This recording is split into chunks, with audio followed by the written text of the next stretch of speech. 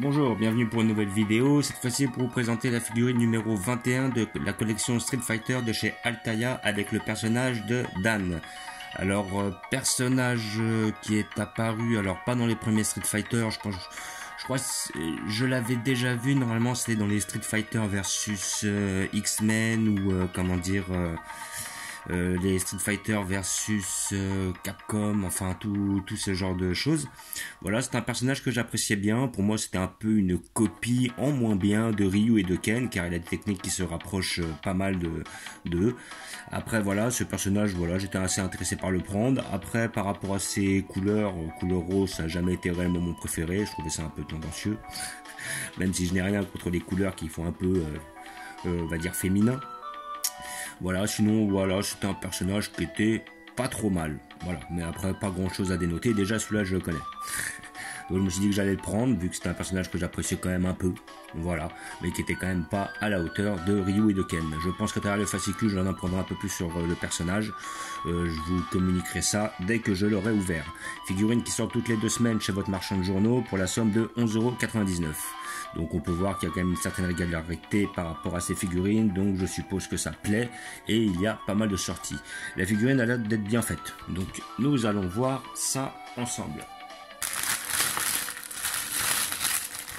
Voilà, donc comme d'habitude vous avez le petit fascicule pour accompagner votre achat avec le personnage de Dan.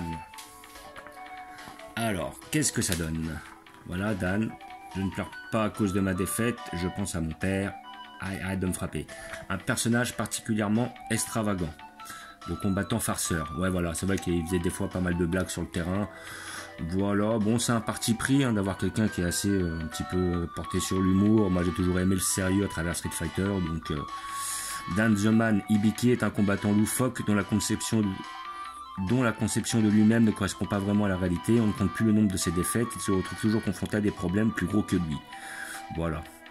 Le maître goûtait dessus, grand connaisseur de l'art martial ancestral appelé Hansatsuken, enseigna son savoir à plusieurs élèves, mais la majorité d'entre eux ne parvinrent pas à remplir ses exigences, et leur entraînement ne fut donc pas validé. L'un de ceux-là s'appelle Go Hibiki, c'était un combattant japonais doté d'un grand sens de la justice et qui avait immigré à Hong Kong. Au fil du temps, Go Hibiki devint un artiste martial reconnu, en associant ses connaissances de l'Hansuken au kickboxing, c'est un homme d'honneur, et nanana.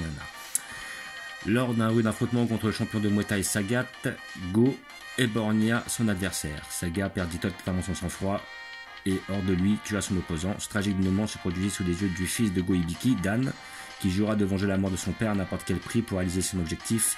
Il décida de marcher sur les pas de son géniteur et d'apprendre. Ok, donc je ne savais pas que le père de Dan avait été tué par Sagat, ce qui fait qu'il a sans doute une dent contre celui-ci. Voilà, donc on a quand même, comme il le disait, un personnage assez loufoque, toujours en train de faire des blagues, ou faire des poses un peu louches. Voilà, date de naissance 25 novembre, d'origine Hong Kong, 1m77, 74 kg, première apparition dans Street Fighter Alpha de 95.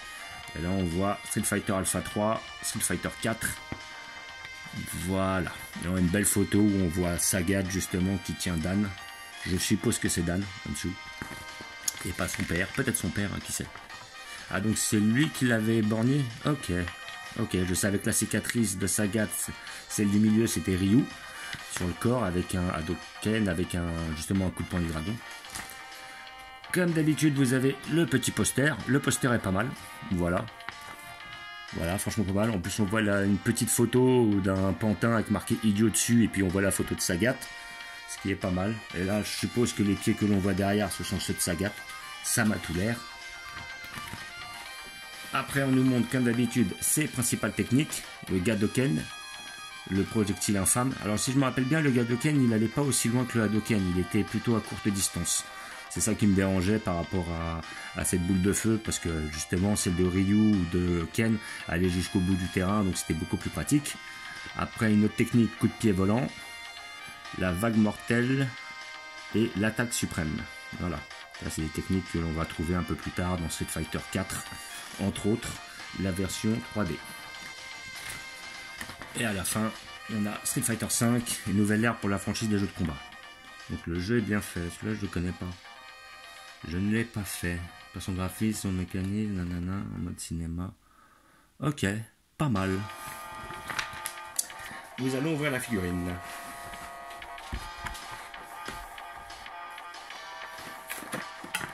Mis d'un tuto, mais bon, ça s'enlève assez facilement, comme vous pouvez voir. Voilà. Je suis pas spécialement fan de la pose, mais elle est fidèle au perso, on va dire. Voilà, donc ouais, pose un peu tendancieuse. Hop, notre personnage, qui a l'air d'être bien fait au niveau du visage. On voit qu'il a un petit air loufoque. Voilà.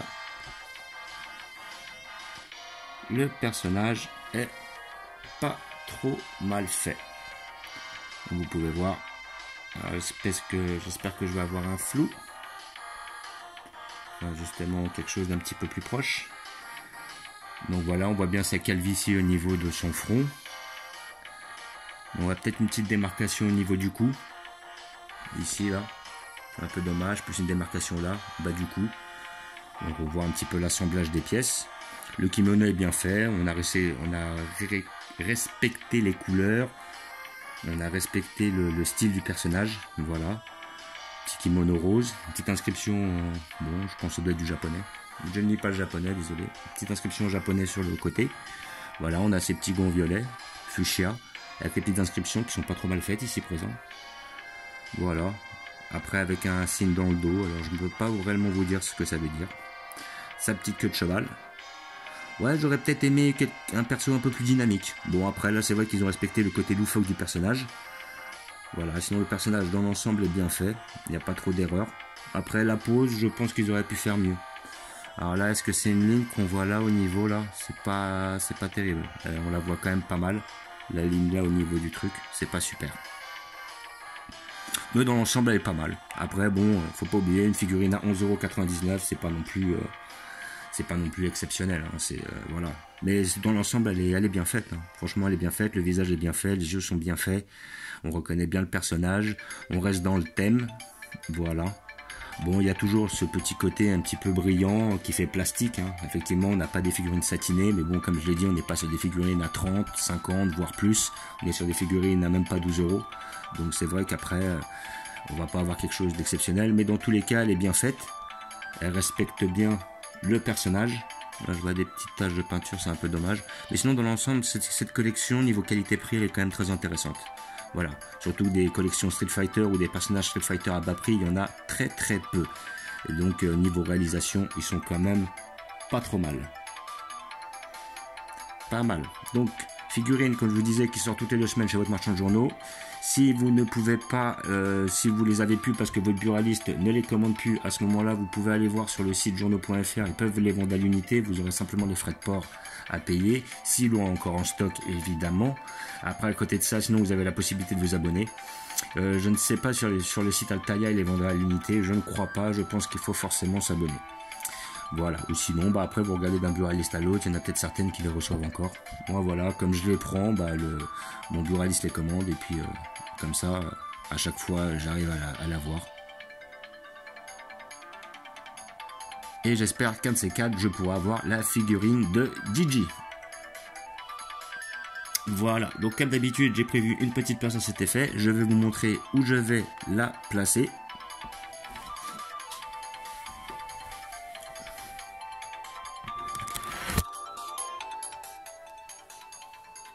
Un petit visu sur la collection. J'ai changé un petit peu mes figurines Dragon Ball. Voilà.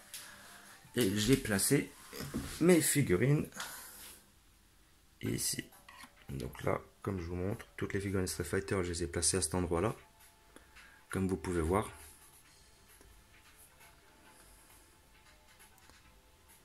Le personnage de Rose là-bas, l'avant-dernier que j'ai reçu. Et là, en dessous, je les ai mis là. Donc, à mon avis, ce que je vais faire, peut-être le mettre un petit peu plus de profil, comme ceci, avec un petit qui va partir un petit peu plus sur le côté. C'est vrai que Guile, avec ses ailerons là, il prend pas mal de place. Voilà. Donc ça va. Bon, j'en ai loupé que 2 sur cette collection, mais c'était pas des figurines qui m'intéressaient énormément. Donc c'est pas un gros problème. Voilà. Et j'ai encore de la place pour pouvoir en acheter plusieurs par la suite. Donc tant que cette collection elle sortira, bon, je pense que je la prendrai. Voilà. Et à part vraiment s'il y a des personnages qui me plaisent pas du tout, mais dans l'ensemble, je les prendrai tous. Voilà. Vous voyez qu'elles sont quand même pas mal. Elles sont très très propres. Il y en a très peu qui m'ont déçu dans cette collection là. Alors, on va faire un petit tour sur Dan. Petit gros plan. Franchement, elle est pas si mal. Elle est dans le thème. Elle est moins dynamique que les autres, c'est un peu dommage. Mais bon, après, on peut pas tout avoir dans la vie. Voilà. Donc, comme d'habitude, je vous remercie d'avoir regardé. Je vous dis à bientôt. N'hésitez pas à vous abonner ou à mettre des pouces. Et je vous dis ciao.